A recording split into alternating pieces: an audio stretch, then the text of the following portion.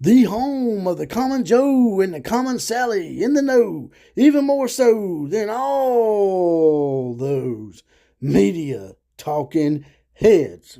Well, looks like old Brent Venables is turning heads once again with the reputable media out there. This time, The Athletic. But before I get to all that, I'd like to give you my random thought of the day, and that is, what's up with Vince McMahon? Check Vince McMahon out here. He's doing an interview about the UFC and the WWE merger with Endeavor, but that's not the big news. Check out how he looks, man. I can understand coloring your hair, Vince, because I color my goatee sometimes. But it looks like, if you zoom in on him a little bit, it looks like a kindergartner drawed his eyebrows on his face with a coloring book. And his stash looks like somebody glued it on with super glue, and it's borderline Hitler stash with a combination of maybe Groucho Marx. I mean, you do have advisors around you, right? Because if you do, they did an awful job advising you on how to go out looking like this, brother. Of course, Vince McMahon, sometimes he just don't listen.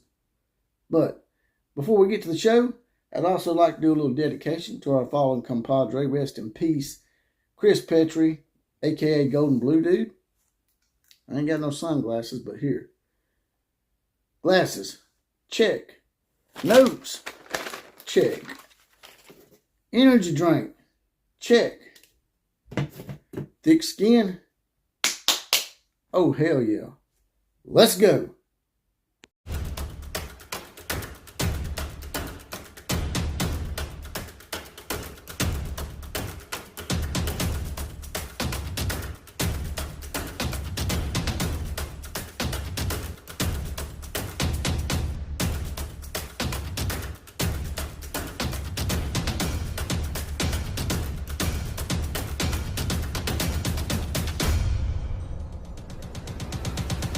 Woo!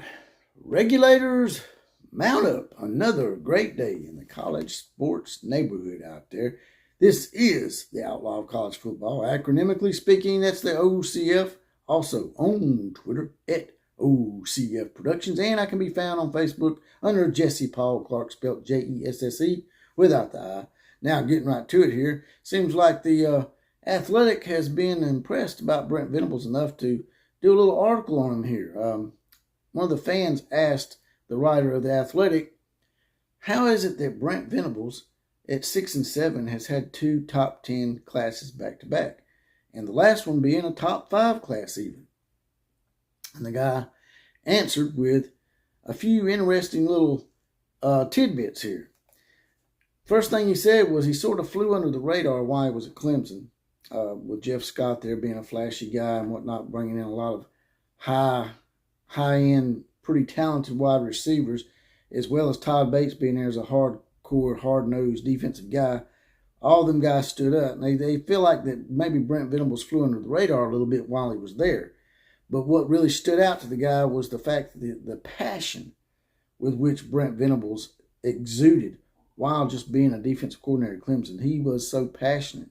This is unheard of. I didn't know this. He had to have a get-back coach while he was at Clemson. And if you know what a get-back coach is, that's a person that stands on the sideline. Their sole duty is to keep the coach from getting in trouble, from running onto the field and getting a sideline warning or an unsportsmanlike conduct penalty. And usually that's for a head coach only. But at Clemson, they had to have one for Brent Venables, even as a defense coordinator. So that should tell you how passionate this guy is. And when he didn't like what the scout team was doing, the scout team quarterback specifically was doing in preparing his defense for the team, he got out there and took over quarterbacking duties. Now, this is a defensive guy now, out there doing quarterback duties, even give himself a nickname. What was it? It says here in the notes, Jimmy Greenbeans. Oh, Jimmy Greenbeans. We're going to have to remember that. I'm going to have to remember that, Brent. That's a pretty good old nickname. I'm going to have to give you something for that. I'm going to have to make a little meme just for old Brent Venables. Old Jimmy Greenbeans. Also, Jackson Arnold, the 5-star quarterback they just got. Another thing that was said that really impressed me in this article, as well as probably a lot of y'all, is Jackson Arnold, who once again is an offensive player, and this is a defensive minded coach that he gets labeled defensive minded anyway. I don't think he's as defensive minded as some people try to label him. But Jackson Arnold, 5-star quarterback the OU landed, says recruits love his high energy. Says the dude will talk your head off but it's hardcore truth and stuff that you definitely need to hear. So it's not like he's just talking your head off and you're bored with him. What he's saying, people are soaking it up like a sponge, and that's really important, especially with these young, impressionable young men coming in. The last thing the guy mentioned about Brent Venables and why he's probably been so highly successful at recruiting so far is his ability to evaluate. An example that he gave was that the country was sleeping on a 3-star linebacker Isaiah Simmons in 2016. We all know how that ended up. The guy was from Olathe, Kansas. Everybody wanted to put this dude as a wide receiver, but he wanted to play linebacker. And Brent Venables saw the big picture with him, saw the talent in him, evaluated him, and recruited him as a linebacker. And guess what? That worked out pretty well.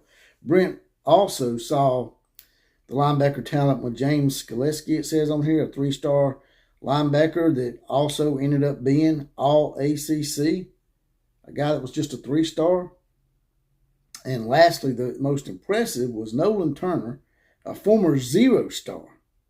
0-star. Not 1 or 2 stars, 0. And he ended up with the Tampa Bay Buccaneers.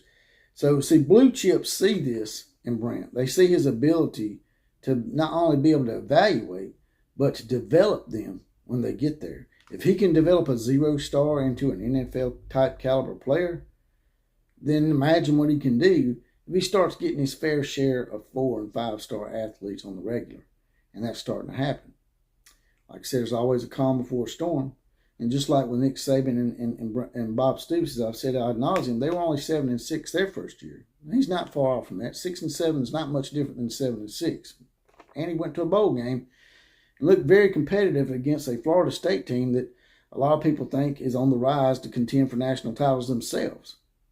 So going forward, Brent Venables just, I'm running out of good things to say about him, but he just keeps impressing people.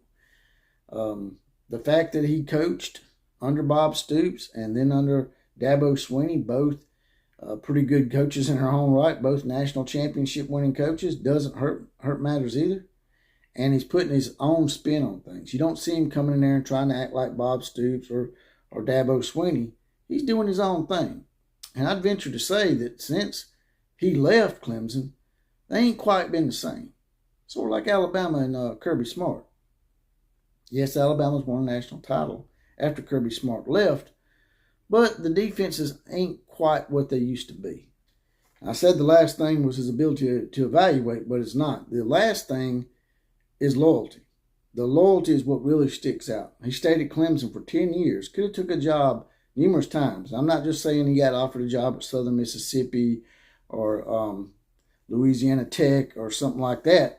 Rumor has he was offered a job at Tennessee and turned it down. And, Brent's hardcore consistency, it says here, resonates with prospects and their families. I don't even have to see that in the notes to know that. I've been seeing that the whole time. And I'm an Alabama guy. But the ability to connect with the recruits, not only themselves, but to show consistency and impress their families, it's going to lend to him landing a lot of great prospects. He's going to get his fair share of 4 and 5 stars. He's eventually going to turn this thing around. So all those people out there gleefully and spastically laughing at what they thought was the demise of Oklahoma football, there may be a rude awakening coming, a wrath, so to speak. And that's all I got to say about that. If you don't mind, there's a little heart down here. If you don't mind, hit that. Throw a few dollars in the coffers. And as always, KMCA to all the other teams. Like, share, comment, and subscribe. Class is now officially dismissed.